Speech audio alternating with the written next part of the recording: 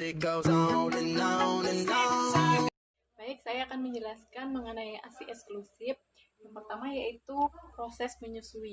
Proses menyusui berawal dari terproduksinya ASI ketika hormon prolaktin yang memproduksi ASI itu bekerja setelah bayi lahir. Nah, hormon prolaktin itu yang memproduksi ASI lebih banyak agar dapat diberikan bayi setelah ibu melahirkan.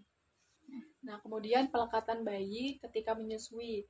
Dan cara yang benar adalah dengan memperhatikan bahwa mulut bayi itu menempel dengan benar di puting ibu, yaitu bagian areolanya itu banyak masuk ke dalam mulut bayi supaya bayi dapat menghisap dengan optimal, dengan maksimal. Hisapan bayi di puting ibu juga membantu produksinya ASI untuk kedepannya supaya ASInya semakin lancar. Nah, ketika ibu menyusui juga perlu dilakukan stimulasi untuk memperlancar ASI ketika ibu menyusui. Nah, waktu menyusui ini biasanya berlangsung sekitar 5-15 menit atau ketika bayi sudah merasa cukup atau sudah kenyang.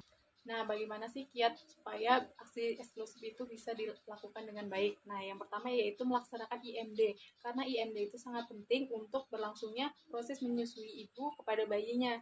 Karena IMD melatih bayi untuk menyusui pada ibunya dengan benar, supaya asinya itu terus terproduksi dan asupan gizi dapat diperoleh bayi tanpa memberikan makanan atau minuman tambahan lainnya sampai usia bayi mencapai usia 6 bulan. Nah, kemudian cara menyimpan ASI. Menyimpan ASI itu harus di botol susu atau di kantong khusus ASI. Tidak boleh di tempat sembarangan, misalnya wadah khusus makanan, bekas makanan, itu jangan. Nah, kemudian tidak mencampur ASI yang baru dengan ASI yang lama. Nah, kemudian tidak mengisi ASI secara penuh pada botol atau tempatnya, setidaknya berikan ruang 2,5 cm agar ada udara di dalamnya. Nah, cara menyimpan ASI dan suhunya seperti apa? Nah, kalau di suhu ruang itu harus di bawah 25 derajat Celcius dan biasanya bisa bertahan sampai 6-8 jam. Nah, kalau di atas 25 derajat Celcius itu harus disimpan di kulkas atau di freezer. Nah, kalau di kulkas suhunya harus 4 derajat Celcius. Biasanya bertahan sampai 5 hari. Kemudian kalau disimpan di freezer itu suhunya minimal 15 derajat Celcius dan biasanya bisa bertahan sampai 2 minggu. Kemudian bagaimana sih cara menyajikan ASI yang sudah disimpan? Nah, yang pertama cara menyajikan ASI ketika keluar dari kulkas atau pada suhu 4 derajat Celcius.